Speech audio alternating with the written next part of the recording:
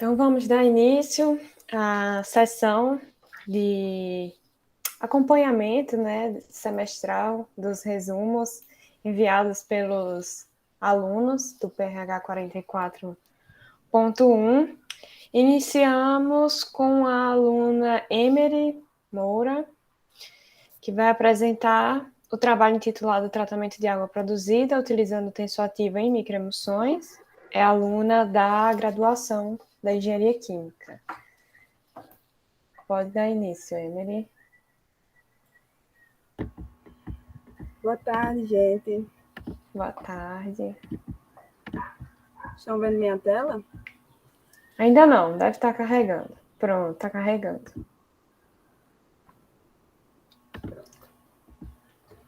Então, gente, boa tarde novamente.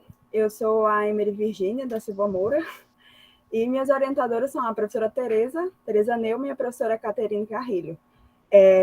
E o laboratório que eu faço parte é o NUPEG.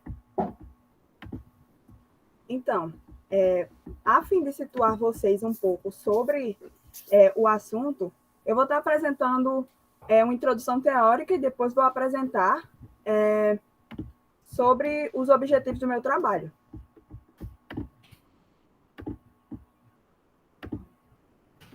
Então, a água produzida é uma das principais fontes de poluição, né, que é derivada da indústria do petróleo.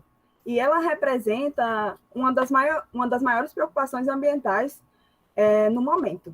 A água produzida, ela trata-se de uma mistura de água de formação, né, água de poço, que contém uma mistura complexa de compostos orgânicos, inorgânicos, o óleo, né, que é o petróleo, e ela é gerada quando há extração do petróleo e gás, tanto onshore quanto offshore. E por esse motivo, por ela conter esses contaminantes, é necessário um prévio tratamento dessa água, a fim de remover uma parte ou um total desse óleo, desses contaminantes, para ser possível a injeção, o reuso ou até o descarte. Porque, né, a gente não vai colocar na natureza do jeito que está. Enfim, e eu vou falar também um pouco sobre os tensoativos, que são substâncias que têm propriedades de se dissolver nas superfícies, interface, alterando a energia da superfície. Ele tem as propriedades e características do tensoativo, que, no caso, uma parte polar, que é a cabeça, né, do tensoativo, que ela é hidrofílica, e a parte apolar, que corresponde à cauda do tensoativo, como vocês podem ver, que ela é hidrofóbica. Dessa maneira, ele confere um caráter anfifílico, né? O uso desses tensoativos e dos seus derivados, no caso, a microemulsão, a nanoemulsão, ele vem adquirindo bastante importância nesses anos agora, devido à vasta aplicabilidade, e vem se tornando cada vez mais amplas. Por quê? Porque a possibilidade do barateamento do processo, devido à utilização da fase polar, da boa quantidade de fase polar, que no caso seria, no caso do meu trabalho, água produzida, barateia o custo. Não só o tensoativo sozinho, enfim. Ele, além de ter uma capacidade de ser translúcido, termodinamicamente estável, o que diferencia a microemulsão, no caso. O que diferencia da nanoemulsão, mas eu vou falar também um pouco sobre microemulsão para vocês. Então, a microemulsão é uma combinação, né, da fase polar, da fase apolar e do tensoativo. E também, algumas vezes, é necessário um cotensoativo, que ele é responsável para auxiliar a estabilidade do sistema, que geralmente são álcools. Aí, elas são definidas como termodinamicamente estáveis, homogêneas, transparentes, translúcidas, né? Como eu já havia falado. A microemulsão, ela se diferencia da emulsão pelo seu tamanho de gotícula, que no caso é menor, né? A sua autoestabilidade, porque ela é estável, e a sua ampla utilização ultimamente se leva por esses fatores que eu acabei de mencionar. Nessa figura que vocês estão vendo, eu mostro uma representação de uma microemulsão sem excesso de água, ou óleo, que no caso é o ISO 4, e ela tem uma aplicação de uma micela direta e uma inversa. que tem presença de tensoativo e cotensoativo. No caso, no meio dos dois líquidos que seriam immiscíveis, água e óleo. No objetivo desse trabalho, eu mostro a aplicação da microemulsão para tratamento de água produzida, eficiência do processo para posterior aplicação em estudos em escala piloto, que no caso vai ser o meu TCC, né? Aí nessa apresentação eu vou mostrar uma fatia do meu trabalho completo, que eu vou mostrar alguns testes que foram feitos para reproduzir um ponto de melhor extração que foi usado por Nascimento em 2018, que é a professora Yasmine, que fez doutorado com a gente. Então, eu vou falar um pouco sobre a metodologia. O sistema escolhido e discutido, ele é uma microemulsão com OCS, o óleo de coco saponificado, que é o tensoativo, o butanol como cotensoativo, o hexano como fase orgânica e água produzida como uma fase aquosa. Aí, no sistema que Nascimento usou em 2018, foi utilizada uma água produzida dopada em contaminantes. E, nesse caso, se observou uma formação de microemulsão de 1 ISOR 2.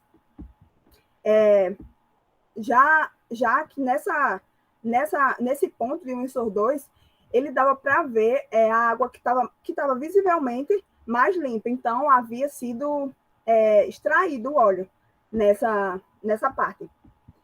Então, nessa figura 4 aí que eu estou mostrando para vocês, ela representa um diagrama ilustrativo que tem o comportamento das micelas em diferentes pontos do ISOR que Nascimento estudou, que vai ser basicamente o sistema que eu vou estudar também, que eu vou reproduzir o ponto. Já nesse diagrama, a gente pode ver um ISOR 2 aqui e precipitado, que ele pode ser explicado por quê? Porque Nascimento ela usava uma água produzida dopada em contaminantes. E o OCS, ele é um tensoativo com pouca afinidade e baixa solubilidade em água. Então, e devido a água ser dopada e haver metais nessa água produzida, ela não favorece a inversão da micela, no caso. Aí cria esses precipitados. Já na que eu vou reproduzir, eu vou mostrar para vocês que é uma outra composição, a fim de atestar esse ponto que eu falei para vocês. Então, para ser possível reproduzir o sistema, foi necessário produzir o OCS, que é o óleo de coco saponificado, né? Nessa figura aí eu mostro para vocês as duas etapas de preparação do OCS, que na figura à esquerda podemos ver um balão de cozimento, né? E com um condensador de refluxo, que é nessa parte aí que ocorre a reação de saponificação. Já à direita, porque aí ele tem o catalisador e todo o processo de saponificação. Já na imagem à direita, a gente pode ver o produto, né, da reação sob aquecimento para a evaporação do catalisador e glicerol. Então, aqui eu estou mostrando para vocês a parte já do OCS que está à direita, no caso, que ainda está com o glicerol, à esquerda com o glicerol, e à direita aqui o produto já sólido da saponificação, né? O OCS basicamente pronto.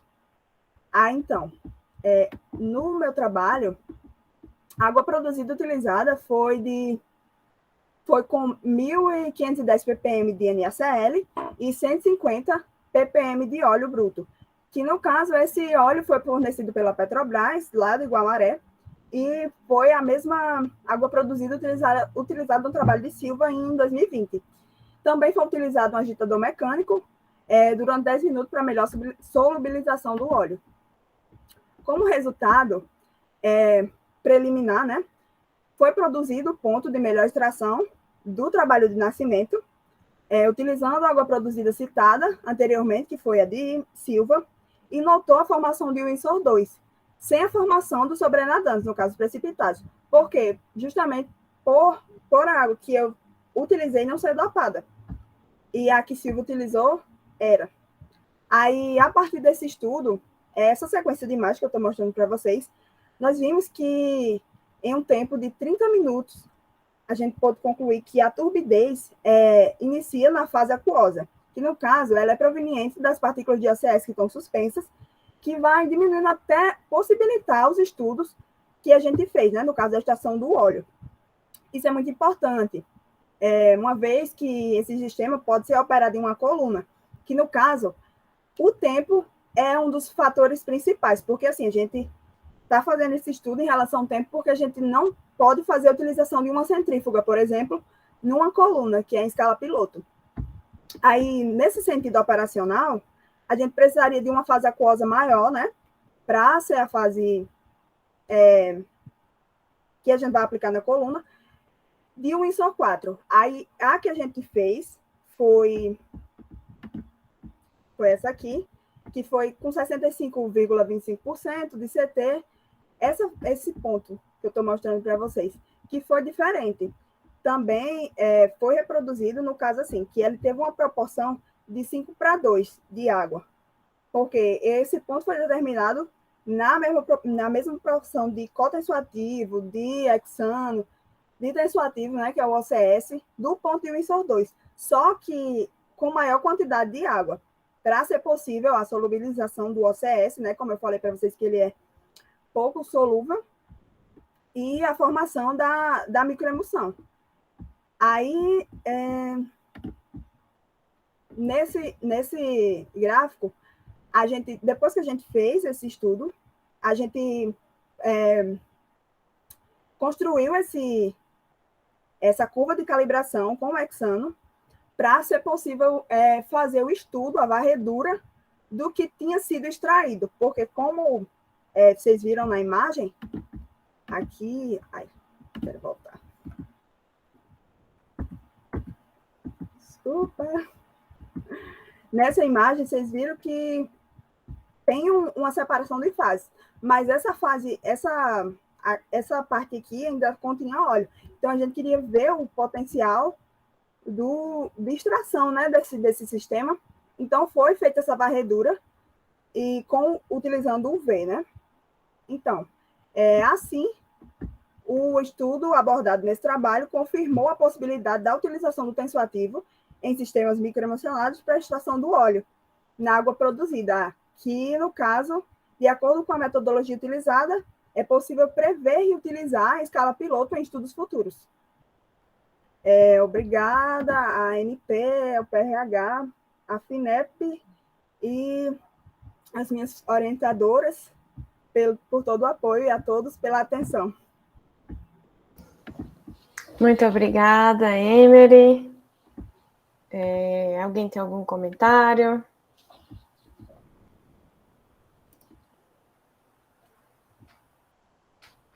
Dizer que o trabalho ainda está bem inicial, né? Tá, sim, professora. Mas assim... Porque ela fez essa parte... Porque, na realidade, os estudos que Godoy fez na coluna, ela fez junto com ele. Uhum, Só que o resultado ficou no trabalho dele, porque era parte da montagem. E aí, eles ainda iam fazer o teste com o tensoativo na coluna, só que não deu tempo.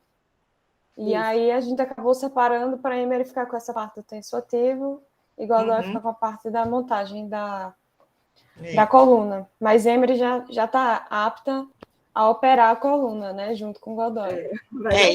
Isso aqui foi bom, porque já avançou, né? Exatamente. Então, nesse ponto, ela já está bem... Já conhece o funcionamento, já operou a coluna. Já. Então, estava faltando, eles estavam produzindo OCS, porque é bastante, né, que precisa para lá. Da então, coluna... eles estavam... que a coluna é grande, né, assim. É grande. Para o que a gente está acostumado de bancada. Então, acho que era quase 1 quilo, né, Emery? Era bastante sabão. Aí, pelos meus cálculos, pelo balão que a gente tem de cozimento, aquele que eu mostrei, vão ser 10 dias produzindo OCS. Pois é. A gente já tem uma quantidade, assim, razoável, então falta um pouquinho.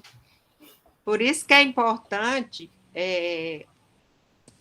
ao mesmo tempo que você estiver usando, você já fazer algum teste com a nanoemulsão, Também para tem esse tentar ponto. ver, porque a quantidade de tudo que você vai usar vai diminuir muito significativamente.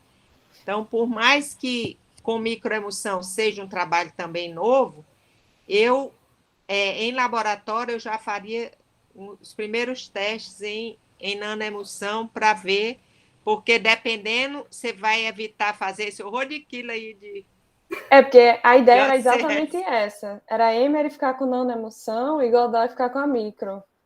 Ou com solução de tensoativo. Só que aí, enfim, a gente teve que ir adaptando. Mas, com certeza, a Emery é super importante. Vou acabar ficando com os dois, aí eu divido, boto para o mestrado já. Eita, danada, olha só. É bom porque tá animada. Com certeza. Emery sempre, Vai lá, é bola sempre para frente. animada. Não pode parar, não. A pandemia já se foi. Agora é outras coisas. É isso. Mas tá bem, bem próximo aí o dia que eles vão conseguir testar a coluna com a microemoção. O sonho da professora Tereza, né, professora? A gente vai filmar esse. Nossa, né, Kay? Nossa. Exatamente. Aí acabou mesclando 2 trabalhos, né? Justamente pela disponibilidade de material, então a gente acabou usando um pedacinho de um, um pedacinho do outro, para ter material suficiente para realmente testar na coluna, mas tá dando certo, né, Emery? Vai dar. Pois é, e tivemos que fazer esse processozinho do Insur 4 para conseguir diluir, porque a gente tem, né, as 2 fases, né, extração líquido-líquido, então a gente tem que entrar com a microemulsão para formar o Insur 2 dentro do processo e já separar no vaso, então a gente foi pensando nesses detalhezinhos operacionais, né? Mas é isso. Alguém tem mais algum comentário? Eu Professor, tenho. pode falar. Não, assim, eu sou parte da família, né? Então, Com eu quero dar certeza. os parabéns à Emily. Eu tenho visto ela realmente, assim, com a camisa, que nem hoje eu tô com a camisa aqui do PD Petro, né? E eu tenho visto a Emily vestindo a camisa, quero dar os parabéns. A apresentação foi muito boa, muito clara. A utilização de fotos eu acho que é muito bem-vinda, tá certo? Que a gente consegue ver, semelhante à palestra da Fernanda, né? A gente consegue ver o que está sendo feito experimentalmente. A gente sabe que trabalho experimental é difícil. Outra questão para o outro grupo que está trabalhando com água produzida de ontem, né? A caracterização da água produzida. O grupo já tem muitos artigos em água produzida, então esse teor de 150 ppm de óleo e 1.500 ppm de cloreto de sódio é representativo, tá certo? Da água produzida. Não é fácil manter essa condição, então é sempre bom estar verificando, então está bem aliado à parte analítica, tá certo? Para estar verificando, porque pode acontecer de uma amostra para outra alguma diferença, eu tenho que estar tendo esse controle, isso aí é uma recomendação, é uma primeira recomendação para estar verificando a estabilidade da micro... Não estou falando da microemulsão. A microemulsão eu sei que é estável. Eu estou falando da água produzida, né? Da água produzida, certo? E quando vocês, né, colocarem o sistema lá na coluna, vai ser o processo real, né? A parte de engenharia, como nós acabamos de fazer o paralelo, né, da bancada para o reator em escala piloto, né? Mesma coisa. Eu queria recomendar, viu, Emily, para manter a mesma escala nos gráficos, que uma hora estava em porcentagem mássica, outra hora estava em fração mássica. Manter a mesma escala nos gráficos que são apresentados, tá certo? E um cuidado, só uma ressalva, que a lei de Lambert-Beer, ela é válida até uma faixa de concentração. Depois de uma faixa de concentração, ela começa a fugir da linearidade. Então, é esperado, eu não sei o que aconteceu, se ela está na faixa ou não, mas é esperado pelo menos 2 noves, né, na regressão linear que se faz com Lambert-Beer, para ficar um pouco mais, vamos dizer, né, dentro da precisão esperada. Mas está muito bom, eu não tenho absolutamente nada para criticar, são só comentários para ajudar, tá certo? E parabéns à família. Obrigada, Nós professor. estamos, a palavra família resume bem da forma como nós operamos, unidos e Verdade, com amor, professor. né? Com Com motivação, né? certeza. Então, eu acho que... Muito parabéns, viu? Desculpa falar muito aí, viu? Não, Obrigada, professor, muito professora, aqui, obrigada. professora Tereza também. As observações são importantíssimas aí, com certeza vamos levar em consideração no andamento aí desse trabalho que está começando agora, né, Emily? Agora que vai ficar bom. Então, podemos dar andamento, né? Vamos para a apresentação do João Vinícius. Está por aí, João? Tô aqui, professora. Pronto. Título da apresentação: Avaliação do diâmetro de gotículas de nanoemulsões obtidas pelo método de inversão da composição das fases. João Vinícius também é aluno da graduação da Engenharia Química. Pode iniciar, João. Primeiramente, boa tarde a todos, né? Meu nome é João Vinícius, como a professora falou, e eu curso a graduação da Engenharia Química pelo FRN, sou bolsista do PRH e eu irei lhes apresentar aqui a metodologia e alguns resultados preliminares da pesquisa de título, como vocês veem, a avaliação do diâmetro de gotículas de nanoemulsões obtidas pelo método de inversão da composição das fases, ou ICF, para ficar mais curto. Eu sou orientado pela professora Caterine e co-orientado pelo professor Alcides. Bom, o método utilizado para a formação dessas nanoemulsões é a inversão da composição das fases, ou ICF, como eu disse, o que implica que precisamos entender como os fatores de formação das nanoemulsões influenciam no seu diâmetro de gotícula final. De mesma forma, precisamos escolher bem os componentes para aumentar a repulsão entre as fases, pois esses dois fatores estão intrinsecamente ligados à estabilidade desses sistemas, que eu vou explicar mais lá na frente. Nanoemulsões são alternativas a aplicações tradicionais de microemulsões, como a professora Tereza estava falando agora há pouco, mesmo a baixas concentrações de tensoativo. Mantenha as suas características, as características das microemulsões, no caso, com uma baixa tensão superficial e interfacial, assim como a alteração da molhabilidade superficial. E considerando aplicações como a alteração da molhabilidade de rochas de reservatório, que é uma modalidade de recuperação avançada, com nanoemulsões ricas em água, nós podemos baixar o custo dessa recuperação. E o que temos nos últimos anos é um crescente aumento do preço do petróleo, o que, junto à crescente inflação e baixa do PIB, resulta em altos preços em geral. Quando colocamos o preço dos combustíveis na equação, vemos que isso afeta toda a cadeia de produtos em um país, que o transporte é majoritariamente rodoviário. Então, baixar o custo não é só economicamente viável, mas é necessário. Bom, e aqui estão alguns estudos importantes relacionados ao tema, como o estudo de Solet e al., que estudaram a influência da geometria dos recipientes na formação de nanoemulsões e seu escalonamento. Paul e Mulik, que fizeram a revisão sobre características, propriedades e aplicações de sistemas microemulsionados. Rezende et al., que avaliaram a influência da presença de cotensoativos nas propriedades físico-químicas das microemulsões. E, por fim, o McClements, que fez um estudo com diversas comparações entre microemulsões e nanoemulsões.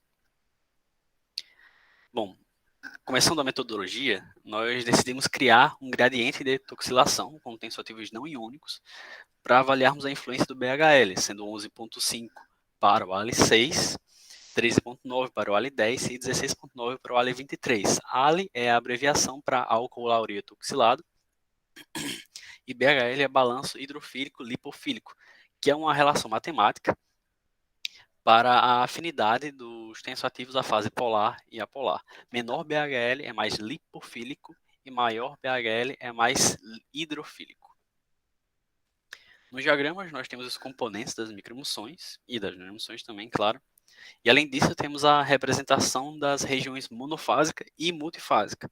E, por fim, o ponto vermelho apresentado é o nosso ponto matriz de microemulsão, que ele é comum para todos os diagramas, o qual posteriormente é transformado em nanoemulsão. E com os gráficos da tensão superficial pela concentração de tensoativo, nós podemos saber o limite de saturação do nosso sistema, dos nossos sistemas, que é o ponto onde a tensão superficial deixa de ser super baixa, como vocês veem, e volta a uma reta. Esse ponto aqui seria o nosso limite de saturação. Já esses outros pontos em vermelho que estão apresentados, eles são os picos e os vales do gráfico que passarão por estudos posteriores, não foram feitos até agora. As nanoemissões em estudo serão produzidas pelo método ICF, novamente, como eu falei, que consiste em diluir a microemulsão em fase polar, ao passo que se fornece energia ao sistema por agitação.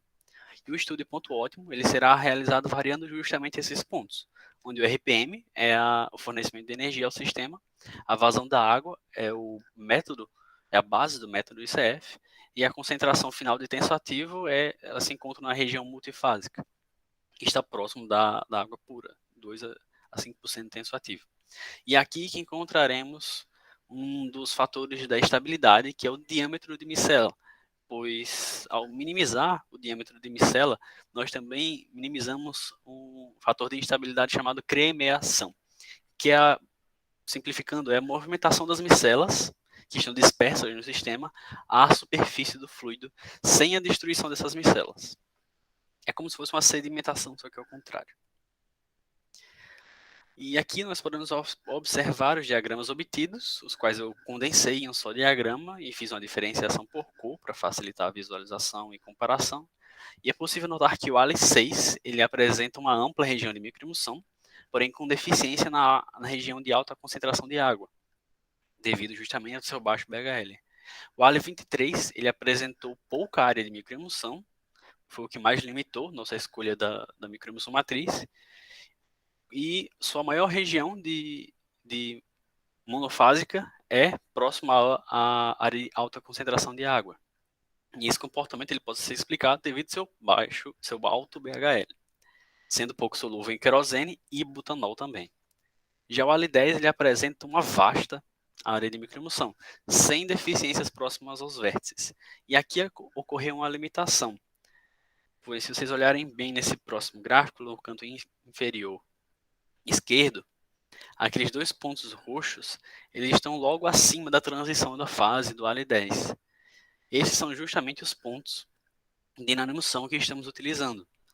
Por um lado, é incrível ver que o ALI10 ele consegue manter um estado monofásico em tais concentrações, mas por outro lado quer dizer que a gente não vai conseguir utilizá-lo como nanoemulsão na configuração atual, tendo em vista que para transformarmos uma microemulsão para nanoemulsão, a gente tem que passar por essa transição de fase de monofásica para multifásica. E ainda mantive o limite de saturação do ALI10 apenas para ter a nível de comparação e com a mesma diferenciação de cores, nós temos o gráfico conjunto de limite de saturação, onde todos apresentam variações não comuns de tensão antes de chegar ao limite. Já o limite de saturação de todos os sistemas encontra-se por volta de 1,5 a 0,5% de tensoativo, o que é extremamente favorável, já que nossas nanoemulsões terão em sua menor concentração 2% de tensoativo. E para produzirmos as nanoemulsões pelo método ICF, nós precisamos ter o controle da diluição dessas microemulsões. E dessa forma, nós desenvolvemos um sistema no qual utilizamos uma bomba peristáltica, Arduino, e algumas linhas de código para controlar a vazão do sistema, onde com sinais de duty cycles, que o Arduino manda para o MOSFET, isso gera uma variação de tensão no sistema. E essa variação de tensão chega à bomba e no final gera uma variação de vazão. E temos aqui apresentada a calibração feita da bomba de duty cycles para a vazão e tensão para a vazão. E aqui a gente tem uma fotinha do sistema montado, não está muito bonito, mas foi a única foto que eu encontrei que eu tirei do sistema completo. E, bom, agora nós temos resultados do planejamento experimental do ALICE 6, que foi o único que foi feito até agora. E com esses gráficos, nós podemos ver a influência de cada variável ao diâmetro de micela. Há vazões constantes, agitações constantes e concentrações constantes.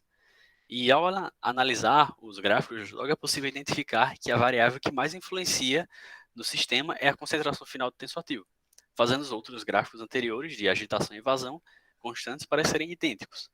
Já nos gráficos em que mantemos as concentrações constantes, e são esses no caso, eu vou manter a apresentação aqui, porque os outros 6 gráficos não apresentam tanta informação relevante que esse não apresente, nós podemos ver que alta concentração de tensoativo, que é 5%, altas vazões e agitação são favoráveis a menores diâmetros de micela, podendo variar em 1,5 nanômetros do diâmetro máximo ao mínimo nessa concentração. Já a concentração intermediária, que é 3,5%, nós temos uma variação aí no geral de 0,75 nanômetros, com também diâmetros intermediários. E já no gráfico de 2% tensoativo, temos uma variação de 3 nanômetros, onde a baixa vazão e baixa agitação favorece o menor diâmetro. Também é nessa concentração que nós temos o menor diâmetro de gotícula. E ao olhar os dados à procura de uma estabilidade, nós temos que a escolha da fase apolar, como querosene, e água destilada, como polar, é favorável ao sistema, porque estes são pouquíssimo solúveis entre si, ou seja, tem maiores forças repulsivas entre eles, evitando outro efeito de instabilidade, que é o Ostwald-Ripening. E da mesma forma, é desejável o menor diâmetro de micela possível, porque isso ajuda a aumentar a estabilidade cinética ao diminuir o efeito da cremeação, como eu mencionei anteriormente. E o menor diâmetro do ALE6 é 10 nanômetros, justamente utilizando a configuração de baixa concentração de tensoativo, 2%, baixa agitação, 500 RPM, e baixa vazão, 60 ml por minuto. A baixa concentração e baixa agitação são favoráveis, tendo em vista que a baixa concentração de tensoativo obtém um sistema mais econômico. E, da mesma forma, a baixa agitação nos possibilita gastar menos energia na produção do sistema, dessa forma diminuindo o custo. Porém, a baixa vazão pode ser vista como um ponto negativo, de forma que faz com que o tempo de formação do sistema seja maior, assim aumentando a energia gasta na agitação. E aqui ficam meus agradecimentos à universidade, laboratórios e financiadores que estão fazendo esse projeto possível. Obrigado pela atenção e estou aberto a perguntas. Lembrando que o que foi apresentado é um recorte de um trabalho completo ainda em pesquisa, então muita coisa legal acaba ficando de fora. Muito obrigada, João. Parabéns pelo trabalho. Obrigado. Alguém tem algum comentário, alguma pergunta?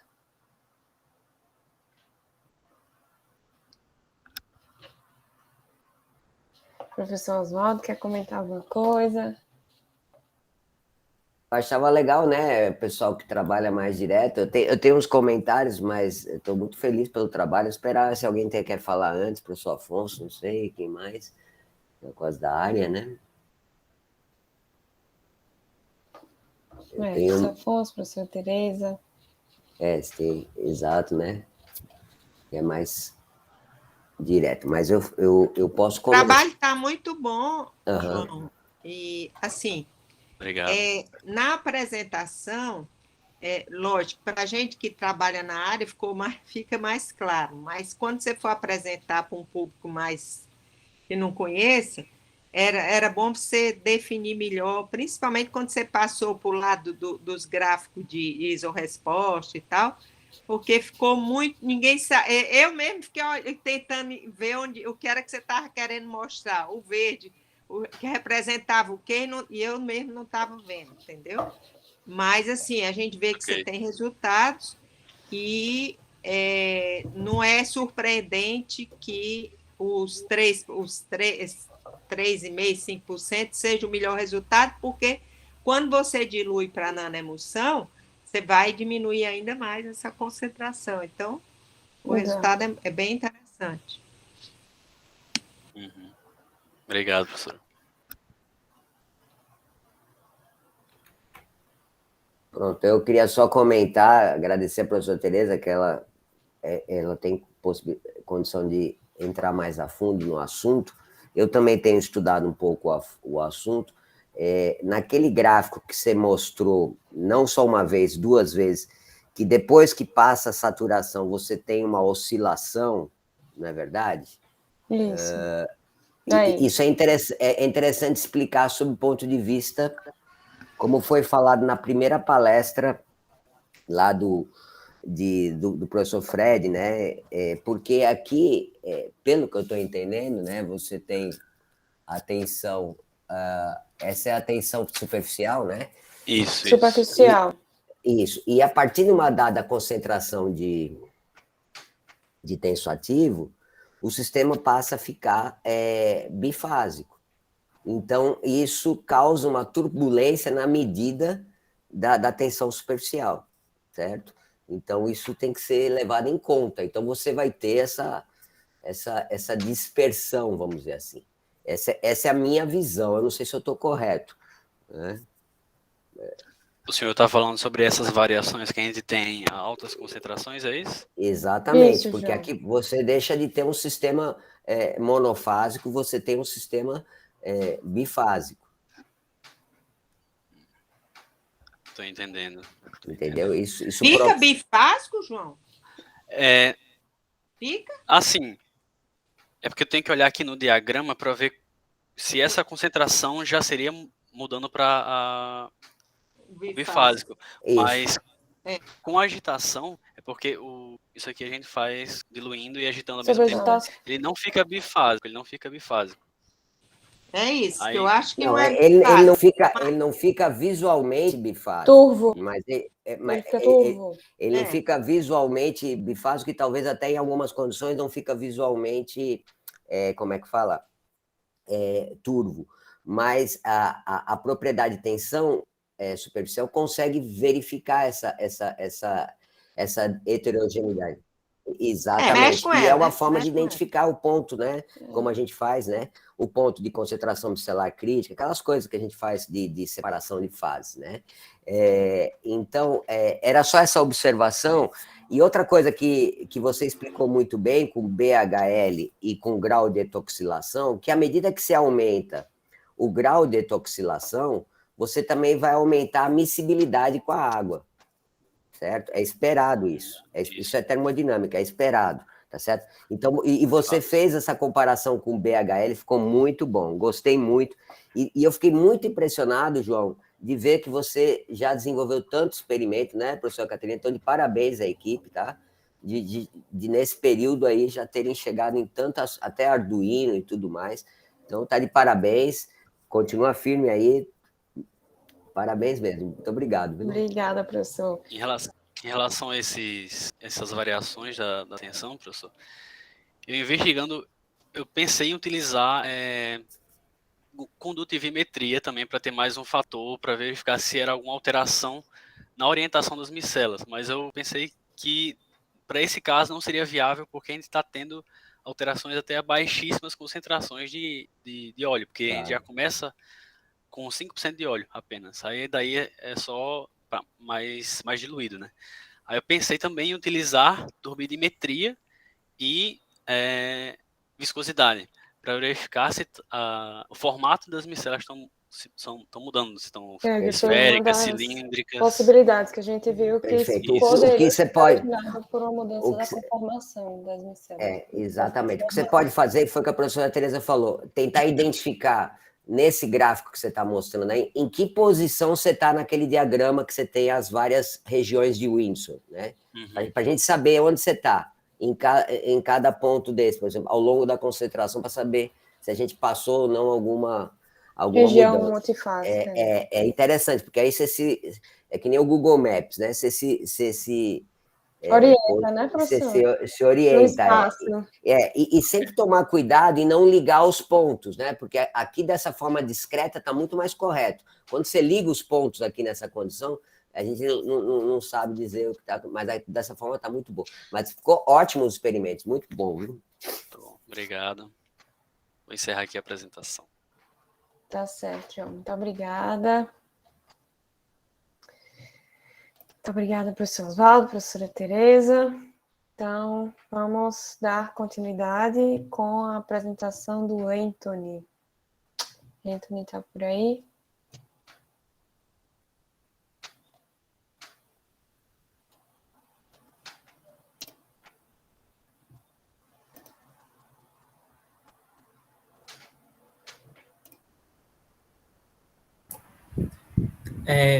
Boa tarde a todos. Estão conseguindo me ouvir bem? Oi. Eu não estava ouvindo. Eu não sei se foi a minha internet que caiu. Não, eu acho que foi o microfone que estava desativado. Então, a apresentação do Anthony é ensaios preliminares do equilíbrio dos sistemas aquosos com CO2 e CO2 mais CaCO3, utilizando o ebuliômetro de Oltmer modificado. O Anthony também é aluno da graduação de Engenharia Química. Então, pode começar, Anthony. Boa tarde, como a professora Caterine já falou, eu me chamo Anthony David Dantas, sou aluno de graduação da Engenharia Química. Venho aqui apresentar a vocês uma fatia do meu trabalho, que eu estou intitulando como Ensaios Preliminares do Equilíbrio dos Sistemas Aquosos com CO2 e carbonato de cálcio, utilizando o ebuliômetro de Oltmer modificado. Esse trabalho está em andamento atualmente, sendo desenvolvido por mim, pelo Arthur Bezerra, pela Vitória Penha e orientado pelo professor Oswaldo.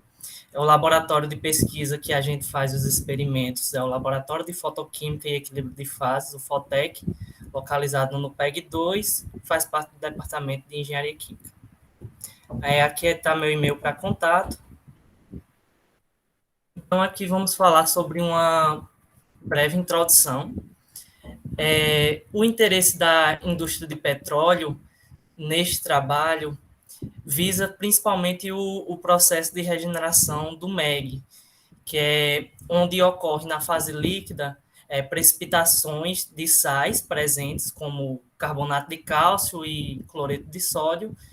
Então, a gente vai fazer dados de equilíbrio, líquido-vapor, sólido-líquido-vapor, na verdade, com sistemas de interesse para justamente ou tentar prevenir essas incrustações ou também tornar uma melhor eficiência nesse processo. Então, vamos falar um pouco sobre a solubilidade do carbonato de cálcio. Com o aumento da temperatura, a solubilidade do carbonato de cálcio ela tende a diminuir.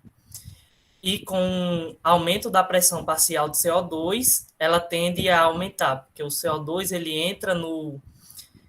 é inserido na água, entra no sistema e ocorre algumas reações que ajudam nessa solubilidade do carbonato de cálcio. Sobre a solubilidade do CO2, ele também diminui com o aumento da temperatura e aumenta também com essa pressão parcial do CO2 na atmosfera. Visando isso, o nosso sistema de estudo será, inicialmente, estudos preliminares, que a gente está querendo chegar, por exemplo, a sistemas mais complexos, como o carbonato de cálcio, o NaCl, a água, o CO2 e o MEG propriamente dito.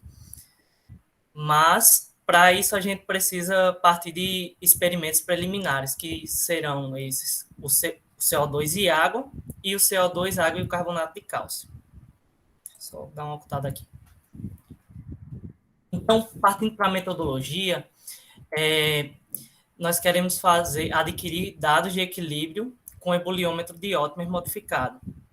Aqui está o nosso belíssimo ebuliômetro, e aqui está mais ou menos o esquema dele desenhado. Ele consiste numa célula chamada de boiler, ou refervedor, onde é inserido uma mistura de interesse ou substância de interesse, a qual você deseja adquirir, né, esses dados de equilíbrio. A amostra é coletada ou inserida por esse canal. Também é medido a temperatura nesse ponto, que é na fase líquida, e nesse ponto aqui, que é na fase vapor. Embaixo do ebuliômetro tem um aquecedor e uma manta, que faz o aquecimento, o líquido vai ser evaporado e passa para a fase do condensado, onde ele volta a partir desse reciclo para a fase vapor de forma contínua, até que se atinge o equilíbrio. Os equipamentos necessários para o aparato experimental, principalmente é o ebuliômetro Otmer modificado. Para aquecer, temos a chapa de aquecimento e também uma manta aquecedora, Fisatom, que se chama fita aquecedora. Um agitador magnético para permitir uma melhor recirculação dentro do boiler, também na fase vapor. Um regulador de voltagem variável, que ele auxilia essa manta aquecedora no aquecimento. Um banho termostático, ultratermostático, que permite a condensação da fase vapor, né, e seguido do reciclo, e uma bomba de vácuo, que, junto com o controle de pressão do Fischer System e o buffer, eles fazem parte do sistema de controlador de pressão, que justamente eu preseto minha pressão para determinar uma temperatura de equilíbrio naquela pressão. Também, nesse sistema, temos um manifold, que faz os controles das válvulas, um elevador de Bosch, justamente para apoiar o ebuliômetro, sensores de temperaturas digitais, um isolante térmico para impedir a perda de calor para a vizinhança, né, para fora do ebuliômetro, mangueiras de conexão e um cilindro de CO2, justamente nessa parte que a gente está fazendo os experimentos agora, que inseriu o CO2. Anteriormente, a gente tinha feito os experimentos com sal e água, e agora estamos inserindo o CO2, justamente ele entra aqui. Então, para esses sistemas com CO2, eles seguem essa metodologia padrão, mas eles têm algumas adaptações que a gente inseriu nesse novo modelo. Inicialmente, a água que é inserida no boiler, ela é pré-aquecida para retirar qualquer resquício de CO2 que tenha se dissolvido nessa água. São feitas as análises de pH, de densidade dessa água inicialmente, a fim de ter uma avaliação. Inicialmente, após inserir a água no sistema, é presetada uma pressão de 200 milibar para despressurizar o sistema, e em seguida a gente insere o CO2 com a finalidade de tornar essa atmosfera do ebuliômetro de CO2. Então, esse processo de despressurização e pressurização com CO2 é feito 2 vezes para garantir, né, a maior quantidade de CO2.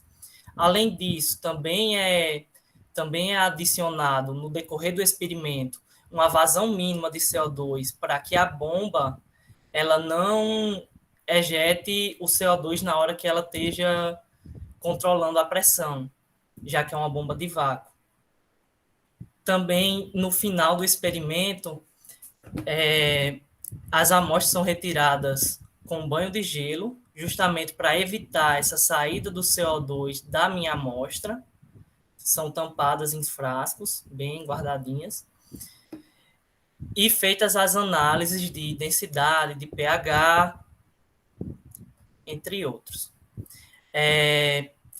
Os ensaios com CO2, água e carbonato de cálcio segue dessa mesma linha do CO2 e H2O, porém, a água, após ser pré-fervida e resfriar para fazer as análises, é adicionada uma quantidade em excesso de carbonato de cálcio, justamente porque a gente quer medir a solubilidade dele na presença do CO2. Ao final, as análises seguem da mesma forma também, com banho de gelo, porém ainda é feita uma análise da composição de carbonato de cálcio para determinar a sua concentração. Essa análise da composição é feita pela volumetria de complexação, que é um método de titulação, e para esse método são usados os seguintes reagentes: uma solução padrão de EDTA de 0,0025 mol por litro, uma solução de negro de areocromo T, uma solução tampão amoniacal de pH 10, o ácido nítrico diluído de 1 para 150. Todas essas soluções foram preparadas por nosso grupo de pesquisa. A solução de ácido nítrico é posta na amostra após a retirada, justamente para garantir que o CaCO3 ele não precipite em nenhum momento após a retirada da amostra. O negro de heliocromo T é nosso indicador, o EDTA é o agente titulante, e a solução tampão ela permite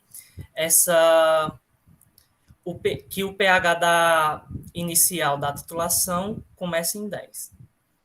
Os equipamentos necessários foram uma bureta de 25 ml, um Erlenmeyer 250, as pipetas volumétricas, o agitador magnético e uma haste com garra para segurar a bureta. Então, o procedimento experimental são adicionados 20 ml de amostra, retirada lá do ebuliômetro, da fase líquida, 20 ml de água, 3 ml de tampão, 30 gotas do indicador, e a titulação é feita com EDTA. A solução, ela pode ser observada aqui, ela inicia numa coloração violeta, e ao final da titulação ela apresenta uma cor mais ou menos um ciano, e no final é anotado o volume do EDTA e é feito os cálculos a partir da concentração dele, que foi padronizada anteriormente.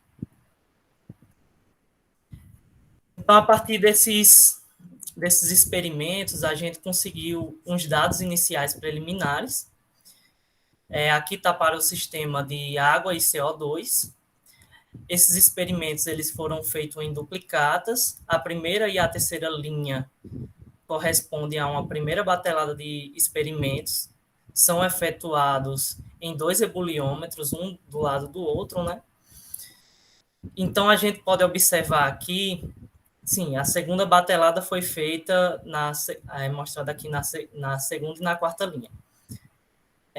Então, é mostrado aqui que pelo pH e pela densidade, a gente observa que a fase vapor solubilizou um pouco mais de CO2 do que a fase líquida. Isso é evidente devido à questão da solubilidade do CO2 ser bem maior em temperaturas mais baixas do que em temperaturas mais altas, tendo em vista que a fase vapor está em torno de mais ou menos 5 graus Celsius. Também a temperatura de equilíbrio, que em trabalhos anteriores, principalmente apresentado no workshop anterior, a gente chegou à conclusão que a temperatura do líquido ela deve ser considerada como mais adequada para o equilíbrio, né, nesse sistema. E essa temperatura ela deu praticamente parecida com as temperaturas de equilíbrio do sistema de água pura, tendo pouca variação. Além disso, esse método ainda está em desenvolvimento, ele carece um pouco de uma metodologia para determinar ou estimar o percentual de CO2, por isso que a gente ainda não fez umas análises assim, de comparações com a literatura efetivamente, devido a faltar esse dado para completar nossos dados de equilíbrio, né? Mas estamos em desenvolvimento para conseguir alguma metodologia que seja coerente com o nosso aparato experimental. Também, devido a ser um experimento feito a baixas pressões, talvez essa influência do CO2 não seja tão grande quanto a gente esperava. Aqui eu estou mostrando agora os dados com o carbonato de cálcio, né? A inserção do carbonato de cálcio nesse sistema de água e CO2. Também foi feito em duplicata, só que aqui só teve uma batelada, né? A gente observa aqui pelo pH que deu um pouco mais básico do que o experimento anterior sem o carbonato de cálcio. Isso é devido justamente a essa solubilização do carbonato de cálcio, que ele, por ter um teor mais básico, ele eleva um pouquinho o pH. A gente também concluiu que na fase vapor, novamente, teve essa maior solubilidade do CO2, tanto devido ao pH como devido às densidades, né? E também apresentamos as análises de volumetria de complexação, apresentou uma baixa solubilidade do carbonato de cálcio. Porém, esse método de determinação da concentração, ele se demonstrou muito preciso nas suas análises, tendo em vista que foram feitos em triplicatas, cada um, e resultaram em desvios padrões em torno de 0,7, 0,47 para a primeira linha, respectivamente, segunda linha. Como conclusão, a gente tem que a metodologia para os sistemas de CO2 gerou resultados coerentes e reprodutíveis, que foram feitos em duplicatas, né? Justamente aquela parte que eu falei que é necessária ainda uma forma de estimar esse percentual de CO2, que a gente até o momento ainda não tem, mas estamos estudando talvez uma forma de determinar pelo pH a partir de uma equação de solubilidade, já desenvolvida também nesse trabalho anteriormente, e que o método de volumetria de complexação gerou dados precisos, sendo interessante esse método para usar em sistemas com mais de um sal, uma vez que uma titulação e outra não vai interferir. Então, a gente pode operar futuramente com o NaCl e o carbonato de cálcio, que são dois sais que estão bastante presentes nessa unidade de regeneração do MEG e que causam precipitações. Eu gostaria de agradecer a FINEP, a AMP, a UFRN e a UFOTEC. E agora estou aberto a perguntas.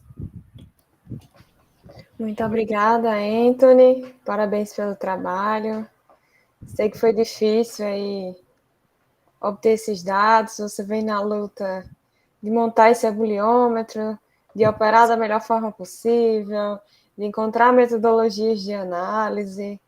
Então, assim, eu sei que você não está parado, que você está lá buscando, está lá praticamente todo dia no NUPEG, trabalhando bastante em busca desses resultados, né, que você Sim. já obteve. E aí, daqui para frente, é realmente ver as deficiências e procurar as alternativas para suprir essas necessidades que vão surgindo, né, ao longo do processo. Mas fico feliz que já está dando certo, vocês já estão operando bem aí o ebuliômetro. Sim, já são dados assim. Graças a Deus a gente está conseguindo definir uma metodologia. As análises do absorção atômica que a gente tinha feito lá no início não tinham dado certo. Isso, Aí a exatamente. gente agora conseguiu essa nova Titulação, abordagem né? de metodologia para determinar. Pois é. Não, a pesquisa é isso mesmo, né? Não deu certo de um jeito, a gente vai buscando alternativas para dar andamento, né? E aí, se lá na frente aparecer uma nova oportunidade, né, de usar uma outra técnica, a gente vai e faz também. Exatamente. E é isso, não pode ficar parado esperando que o milagre aconteça, né? A gente tem que buscar o milagre. A gente tem que estar ali todo o tempo buscando, né, professor? Então, parabenizar aí pelo trabalho. Esse grupo é bom, viu? Esse grupo é forte. Verdade. O que você está falando é muito certo, né? O milagre existe, mas a gente tem que fazer a nossa parte, né? Exatamente. E eu quero dizer para o Anthony que ele apresentou muito bem, tá certo? Ele foi bem sucedido na apresentação. Nós temos como planos, né, Anthony, fazer uma pré-carbonatação da água, tá certo? Para favorecer o contato CO2 em água. Nós temos um processo de patente em andamento e que a gente precisa até ver, incluir o pesquisador do Centro de Pesquisa da Petrobras também nesse trabalho, mas assim, a gente está dependendo dessa resposta que a gente vai estar decidindo, porque acontece, como a Fernanda mostrou, né, na palestra dela, a dissolução do CO2 ela é preliminar à dissolução do carbonato de cálcio. Então, a gente não consegue esperar a dissolução do carbonato de cálcio sem antes ter dissolvido o CO2. CO2. Né? E aí, os resultados de solubilidade do carbonato de cálcio sem CO2 é em torno de 50 ppm. Então, como você conseguiu, em média, na faixa de 60 ppm, 50 e 60 ppm, então é muito clássico que nós temos aí um cheirinho de CO2 aparecendo lá no boiler. O problema, quer dizer, a solubilidade é até um pouco mais baixa de 50 sem CO2, né? Isso. A 25 graus que dá 50, mas deve ser um pouco mais baixa, desculpa. Mas, porque com aumenta a temperatura, diminui a solubilidade. Então, tem várias questões. Então, a gente... o que eu diria, foi muito bem sucedida a análise do carbonato de cálcio, tá? Então, eu quero agradecer ao professor Afonso aqui, formalmente, professora Tereza também, porque a gente quebrou a cabeça com absorção, e absorção é muito indicado, só que o equipamento precisa estar muito bem afinado e, infelizmente, ele já está muito antigo, não está conseguindo reproduzir. Mas vocês conseguiram fazer com a titulação, e lógico que tem que respeitar os limites de concentração para diluição, né? Agora, as análises de pH e de densidade que a gente fez, cuidando de manter a amostra refrigerada, antes mesmo, inclusive, de adicionar ácido nítrico, ficaram muito boas e revelaram justamente o comportamento. Então, tá de parabéns, sabe? Tá muito bom. Eu te orientaria, Anthony, nas próximas vezes, quando você for explicar o procedimento experimental, de você fazer uso da figura. Você foi fluido, tá certo? E como a professora Tereza acabou de falar também pro João, assim, para quem está na área que trabalha como eu, no ebuliômetro, a Vitória, o Arthur, a Caterina já trabalhou também, a gente sabe, mas aquele que não tem muita prática fica um pouco difícil de absorver. Isso é só um pequeno comentário. E eu tenho uma outra lembrança de compromisso estrutural, que vocês, quando vocês trabalham no laboratório, quem já é mestrado, já está trabalhando como engenheiro, né? Quem está com iniciação científica, está fazendo o primeiro trabalho, assim, na prática, é que nós vamos precisar montar o sistema de pressão independente do Fischer, tá? E aí vai precisar daquele controle no computador, tudo independente, com a válvula solenoide, né? Uhum. E aí nós vamos precisar desse sistema independente para liberar o Fischer o trabalho do Arthur, que ele vai mostrar logo a seguir, tá bom? Tá bom, professor. Mas tá muito legal, tô animado, tô doido. Eu queria estar vendo o resultado com a água carbonatada, mas nós vamos ver depois, tá certo? Sim, sim, sim. Muito obrigado. E obrigado, professora Caterina. Eu passo a Obrigado palavra a para todos. você. Obrigada. E eu passo a palavra para você e agradecer, viu? Nós vamos entrar agora no intervalinho, né? Isso, professor, como é que vai ficar o intervalo? Bota até as 14h10 de novo, tá certo? Pra gente. 16h10, né? E aí, obrigado, viu, professora? Termina aí, dá um finalzinho aí pra gente. Agradeço. Então, agradecer aos alunos que apresentaram, a doutora Fernanda também fez a sua apresentação no início. Vamos passar para o intervalo, né, professor? Como o senhor disse, até às 16h10. Então, a gente retorna aí com as demais apresentações. Então, muito obrigada a todos.